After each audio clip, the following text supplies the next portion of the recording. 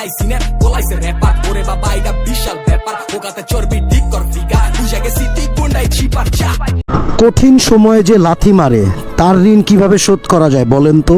আচ্ছা, অনেকেই আছেন মানে তার সুসময়ের সময় খুব সুন্দর মতো আঠার মতো লাইগা থাকেন, কিন্তু সে যদি কোনো একটা অসময় পার করে বা সে যদি একটা দুঃখের সময়, যেই সময়টা সে আসলে সারভাইভ করতে পারতেছে না, মানে মানায় উঠতে পারতেছে না, সেই সময়টাতে তারে লাথি মেরা চলে যান কেন? মানে আমি বুঝি না ভাই, আমরা মানুষ বড়ই অদ্ভুত। আমরা মানুষ এতটাই অদ্ভুত যে কি করব না করব আসলে বুঝি না, আর বুঝাও অবুঝের মতো এই কাজগুলো কইরা থাকি। আর যার কারণে কথাটা বললাম, যারা কঠিন সময়ে মানে আমাদেরকে লাথি মেরা চলে যায় তাদের ঋণ কিভাবে শোধ করা যায়। মানে আমার এক্সপেকটেশন একটু সে আমার সাথে থাকুক, আমার এক্সপেকটেশন হলো সে আমার কঠিন সময় একটু আমার পাশে থাকুক, আমাকে বুঝাক। হ্যাঁ, এর থেকে বেশি কিছু কিন্তু কেউ কোনো মানুষই ওরকমভাবে চায় না। যে এরকমটা যদি হইতো তাইলে হয়তো বা খুব বেশি ভালো হইতো, কিন্তু মানে ভাগ্য এতটাই খারাপ যে ওই সময়টাতে ওই মানুষগুলাই যাদের কাছে আমার খুব এক্সপেকটেশন বেশি তারাই লাথি মেরা চলে যায়। হায় রে মানুষ, কষ্ট লাগে ভাই। চিন্তা করি যে লাইফে যদি খুব বেশি প্রতিষ্ঠিত হইতে পারতাম কোনো না কোনো একটা সময় গিয়ে, তখন এই সকল মানুষগুলার জবাব দিতে হবে খুব সুন্দর করে। যে জবাবগুলা হয়তোবা দেওয়ার জন্যই লাইফে অন্তত কিছু না কিছু একটা করতে হবে, নাহলে সবচাইতে বড় সমস্যা আমার নিজের জন্য, আপনার নিজের জন্য, যদি আপনি এই ধরনের সিচুয়েশন ফেস করে থাকেন।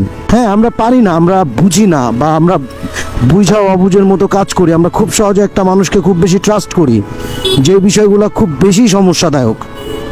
যে আসেন থাকে না যে একটা মানুষ চলতে ফিরতে সব সময় আমার ভালো সময় সে আমার পাশে আঠার মতো লাইগা ছিল।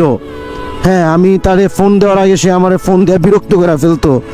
এখন সাডেন আমি একটা কঠিন সময় পার করতেছি, কিন্তু সেই কঠিন সময়টাতে ওই ধরনের মানুষের সাথে মানে আমাদের উঠা বসা হয় না। ওই ধরনের মানুষগুলাই খুব সহজে লাথি মেরা চলে যায়।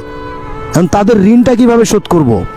তাহলে ঋণ শোধ করতে গেলে আপনার প্রতিষ্ঠিত হইতে হবে, লাইফে কিছু একটা করতে হবে, যাতে করে একটা সময় তারে আপনি দাওয়াত দিয়ে আইনা বাসায় খাওয়াইতে পারেন, এরকম কিছু করতে হবে, তাই না?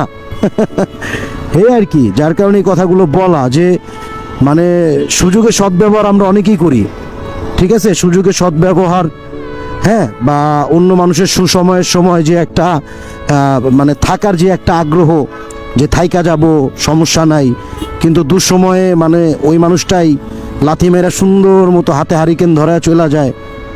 এই আর কি, এটাই জীবন, এটাই বাস্তব, এইভাবেই যাবে জীবনযাপন, ঠিক আছে? কিন্তু মানুষ চিন্তা আমরা খুব সহজেই ভুল করি, এটাও ট্রু ফ্যাক্ট।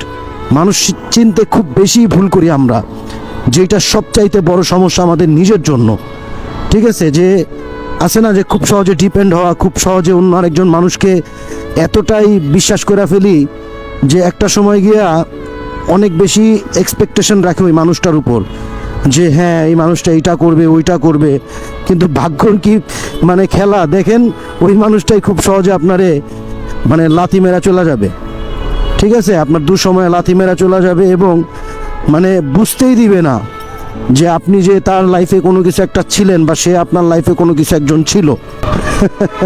তো যার কারণে এই কথাগুলো বলা যে যেটা করতেছেন বা যেটা করবেন, অন্তত যদি যেই মানুষটা আপনার দুঃসময়ে লাথি মেরে চলে গেছে তার ঋণ যদি শোধ করতে চান, তাহলে অন্তত লাইফে কিছু করার একটা আগ্রহ দেখান বা চেষ্টা করেন, যেটা আপনার জন্য ভালো সেটাই করেন।